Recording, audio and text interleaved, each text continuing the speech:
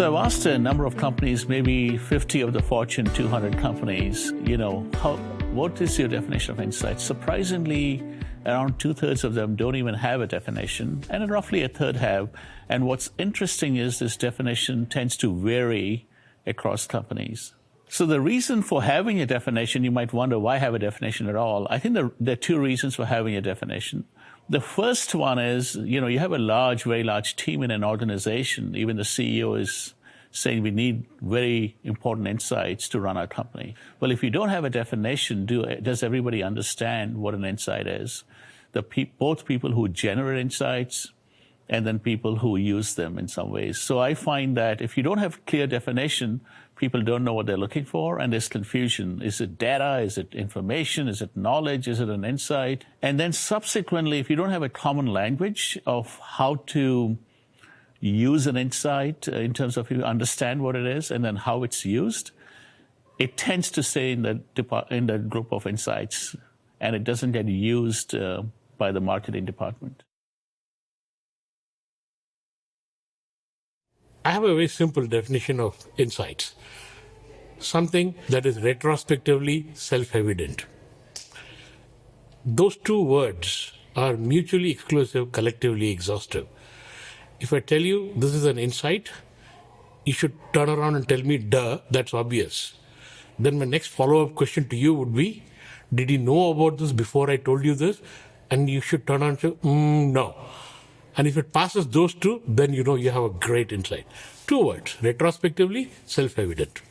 The way we've trained our team is to think of an insight as this revealing human tension that unlocks a business opportunity. So I'll break that down, I guess. I think the first thing is that it has to have this sort of revealing human tension at the heart of it. So often when you see an insight, really what it is it's just information, it's data, and there's no problem to solve, there's no issue, there's no tension really to go after. So I think it starts with that. It has to really have that sort of human problem, or sometimes not even an obvious problem, not even a problem that a consumer might recognize, but there's a real human tension at the heart of it. And then I think the second piece is that it really has to have this aha that drives you into action, that makes you go, oh, there's an opportunity for my business, my brand, my company to try and solve that. So I think when you have those two pieces, something about human behavior that's revealing and reveals a problem, and then an opportunity for your organization, that to me is when you really have a powerful insight. Data is, you can compare that with an observation, right? An observation about, for example, you and I are having a cup of coffee at a certain point in time. There's two of us, and we're having it in a certain place and at a certain day. The insight is why we're having that cup of coffee. Are we friends? Am I trying to sell you something?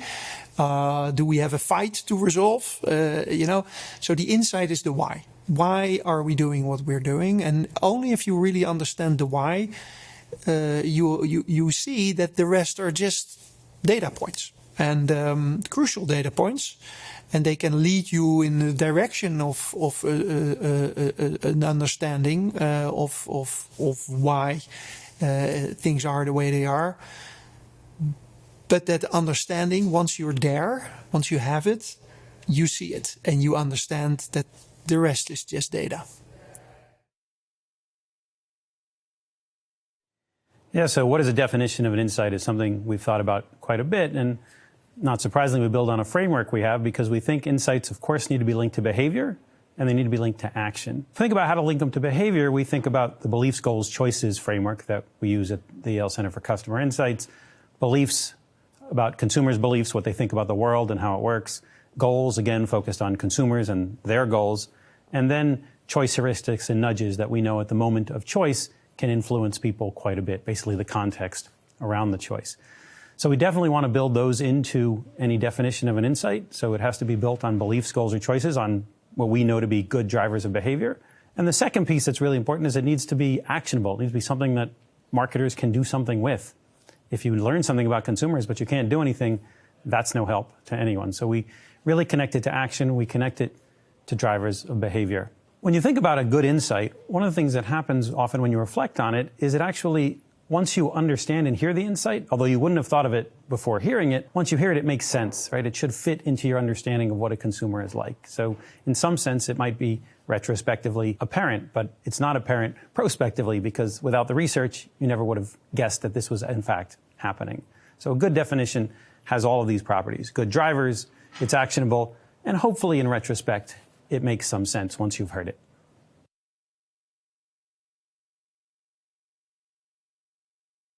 Yeah, a couple of things I would add to that. One is that to do this, first of all, to recognize this is something that requires both looking bottom up, looking at the data, and the data tells you a lot about what we often say is the 4 W's, the where, when, the what, and the who.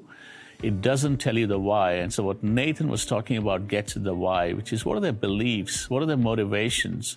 So the combination of the top-down lens and the bottom-up data actually is a good way to generate insights.